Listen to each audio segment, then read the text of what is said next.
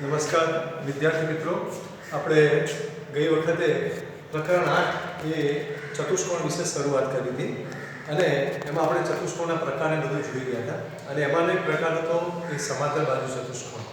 હવે અહીંયા આ વખતે તમારો જે અભ્યાસક્રમ છે એની અંદર જે સરકારે નિયમ કર્યા મુજબ અમુક અભ્યાસક્રમ કટ કર્યો છે એ મુજબ સાબિતીવાળો માત્ર આપણે આ એક પ્રમેય છે જે આપણે પરીક્ષાની દ્રષ્ટિએ અગત્યનો ગણી શકાય. બાકીના પ્રમેય જે મેં અહીંયા લખ્યા છે એની આપણે પ્રતિજ્ઞા અથવા એના ગુણધર્મોની આપણે માહિતી મેળવીશું. પણ પરીક્ષામાં પ્રમેય એ મારી દ્રષ્ટિએ લગભગ 4 માર્કમાં કે 3 માર્કના ગુણભાર સાથે પૂછાતો હોય છે. એમાં આપણને માત્ર પ્રતિજ્ઞા આપેલી હોય અને પ્રતિજ્ઞા ઉપરથી આપણે આકૃતિ, પક્ષ, સાધ્ય અને સાબિતી લખવાના હોય છે. તો પ્રમેય 8.1માં એની પ્રતિજ્ઞા આ રીતની છે: સમાંતર બાજુ ચતુષ્કોણનો કોઈ પણ વિકર્ણ તેનું બે એકરૂપ ત્રિકોણોમાં વિભાજન કરે છે. સમાંતર બાજુ ચતુષ્કોણ અહીં આપણે ABCD લીધેલો છે. એટલે આપણે સમાંતર બાજુ ચતુષ્કોણ કોણ છે એ આપણે પક્ષમાં કહીશું. એટલે પક્ષમાં ચતુષ્કોણ ABCD એ સમાંતર બાજુ ચતુષ્કોણ છે. શું સાબિત કરવાનું છે? તો સાબિત આપણે એ કરવાનું છે કે વિકર્ણ દોરવાથી જે બે ત્રિકોણો બને છે બે ત્રિકોણો એકરૂપ છે. તો આ આપણે વિકર્ણ AC દોરીએ છીએ તો અહીંયા બે ત્રિકોણ બને છે. એમાં એક પહેલો ત્રિકોણ છે એ આ રીતે છે, ત્રિકોણ ABC. આ એક ત્રિકોણ બની ગયો. એને એકરૂપ બીજો ત્રિકોણ અહીંથી ચાલુ કરીએ છીએ CDA.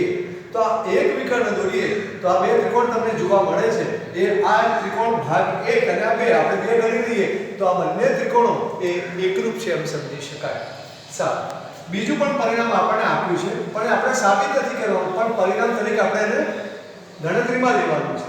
હવે અહીંયા જેમ આપણે AC વિકર્ણ દોરીએ છે એની જગ્યાએ જો આપણે BD વિકર્ણ દોરીએ આ રીતે, આ વિકર્ણ આપણે કાઢી નાખીશું અને BD વિકર્ણ દોરીએ તો બે ત્રિકોણ જે બને છે, દાખલા તરીકે અહીંયા હું ડોટ લાઈન દ્વારા બતાવું છું. તમે અત્યારે આ વ્હાઈટ કલરનો જે AC છે એને તમે અત્યારે ભૂલી જજો, એ આપણે ગણવાનો નથી. તો કયા ત્રિકોણ બને છે? તો BCD અને બીજો ત્રિકોણ બને છે DAB. તો આ રીતે બે વિકર્ણો દોરીએ તો બે ત્રિકોણોની એકરૂપ જોડ આપણને અહીંયા જોવા મળે છે. અહીંયા માત્ર આપણે એક જ જોડ સાબિત કરીશું અને BD દોરવાથી બીજો બે ત્રિકોણોની જોડ સાબિત થાય એવું આપણે અહીંયા બતાવવાનું છે. તો પક્ષમાં ચતુષ્કોણ ABCD સમાંતર બાજુ ચતુષ્કોણ છે. અહીંયા આપણે આ સાધ્ય કહીએ. હવે સાબિતીની શરૂઆત કરીએ છીએ. એમાં સમાંતર બાજુ ચતુષ્કોણ ABCD નો અહીંયા આપણે વિકર્ણ AC લીધેલો છે. એટલે વિકર્ણ AC દોરીએ તો જેમ અગાઉ વાત કરી એમ બે ત્રિકોણ બને છે. અહીંથી શરૂઆત કરીશું ABC, અહીં અટકી ગયા અને પછી બીજો ત્રિકોણ જે બને છે અહીંથી ચાલુ કરીશું CDA. એ બે ત્રિકોણ આપણને મળે છે. હવે આ બે ત્રિકોણો એને આપણે એકરૂપ બતાવવાના છે. તો સમાંતર બાજુ ચતુષ્કોણ ABCD માં AB સમાંતર CD એટલે આ બે બાજુઓ સમાંતર બતાવી છે. આ એક બતાવી છે AB અને બીજી બાજુ આપણે બતાવી છે CD. આ બંને બાજુ એકબીજાને સમાંતર છે અને AC એ એમની છેદિકા છે. AC એમની છેદિકા છે. દાખલા તરીકે હું આ રીતે દર્શાવું તો આ AC એ એમની શું બની જશે? છેદિકા બની જશે. હવે એ છેદિકા દોરીએ છે એનથી શું થાય છે? તો એનથી તમે અગાઉ આપણે ભણી ગયા છે એમ યુગ્મ કોણો બને છે. તો આ યુગ્મ કોણો કયા કયા બને છે? તો ખૂણો CAB, અહીંયા હું બતાવું છું ખૂણો CAB કેવી રીતે બને છે. તો તમને ખ્યાલ છે કે Z આકાર બને અને આપણે યુગ્મ કોણ તરીકે કહીએ છીએ. અહીંયા હું દોરું છું, ધ્યાનથી જોજો. CAB એટલે આ ખૂણો પડે છે. આપણે બે ખૂણાના નિશાની તરીકે બતાવ્યા છે. CAB બરાબર ACD એટલે પાછો બીજો આપણે બનાવીએ છીએ ACD. આ જે બન્યું છે તો આપ જોઈ શકો છો અહીંયાથી આ જે ભાગ મેં બતાવ્યો એ આખો એ આપણો Z આકાર બને છે અને એ Z આકારમાં આ એક અને આ બીજો ખૂણો એ હંમેશા બરાબર થાય અથવા સમાન થાય એ મુજબ આપણે અહીંયા બતાવેલું છે કે આ યુગ્મ કોણની એક જોડ એ સમાન થઈ છે. ત્યારબાદ બીજો ત્રિકોણ આપણે લઈએ છીએ હવે ABC અને ત્રિકોણ CDA માં જેવી રીતે આપણે પહેલા જે લીધેલું છે ત્રિકોણ એ ત્રિકોણની અંદર આપણે જે BC સમાંતર DA બતાવવાનું છે. કારણ કે આમાં પહેલા આપણે AB સમાંતર CD બતાવી. હવે આપણે આ બે બાજુ બતાવવાની છે. કઈ? BC સમાંતર DA. એટલે હવે આ જે BC છે એ BC અને આ DA એ એ બંને એકબીજાને સમાંતર છે અને એમની છેદિકા પણ આપણે AC છે અને હવે જો AC લઈએ તો એમાં કયા બે ખૂણાઓ એ એકબીજાને સમાન થાય છે જેમ પહેલામાં આપણે બતાવી ગયા કે CAB થાય છે અને બીજો થાય છે ACD એ રીતે અહીંયા બીજા બને છે હું બતાવું છું Z આકારમાં BCA એટલે અહીંયા આ રીતે બને છે BCA આપ જોઈ શકો છો આ સિંગલ ખૂણો આપણે બતાવ્યો છે અને એને બરાબર DAC એટલે પાછું ફરીવાર આપણે Z આકાર પૂરો કરવા માટે અહીંયા આ રીતે આવીશું તો કયો બનવાનો છે અહીંયા DAC BCA અને બીજો આપણે બતાવ્યો છે DAC બરાબર છે એટલે અહીંયા આ રીતે આપણે બતાવવાનું છે DAC તો આ જે આકાર બન્યો છે એ આખો Z આકાર બને છે આ સિંગલ ખૂણો છે એ અને અહીંયા આ સિંગલ ખૂણો છે એ બંને યુગ્મ કોણની જોડ બને છે અને એ બંને ખૂણાઓ એ એકરૂપ થાય છે હવે આ જે બે ત્રિકોણ છે ત્રિકોણ ABC અને બીજો ત્રિકોણ CDA એમાં એક પહેલા આપણે જે જોડ બતાવી ગયા છે કે જે બંને સમાન છે એટલે એ જોડ સમાન બતાવી છે એટલે આ ખૂણાની એક જોડ સમાન છે ઉપરાંત બંનેમાં વિકર્ણની અથવા બાજુ તરીકે બંનેમાં કોમન બાજુ કઈ છે AC છે તો AC બરાબર AC અને બીજી જોડ અહીંયા આપણે બતાવી યુગ્મ કોણની BCA બરાબર DAC તો આ ખૂણો થયો આ બાજુ થઈ અને આ પાછો ખૂણો થયો તો ખૂ એ મુજબ આ બંને ત્રિકોણો કેવા થાય છે એકરૂપ થાય છે એને આપણે જો અલગથી સમજવું હોય